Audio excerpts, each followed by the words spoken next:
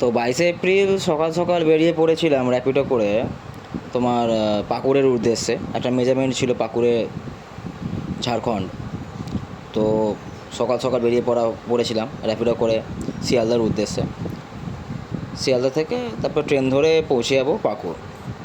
তো এরকমই সময় শিয়ালদা পৌঁছে দেখি এই অবস্থা, মানে 23 তারিখে ভোট, তার জন্য পরিযায়ী শ্রমিকদের ভিড়, মানে ট্রেনে ওঠা যাচ্ছে না রীতিমতো, এত পরিমাণে ভিড় হয়েছে।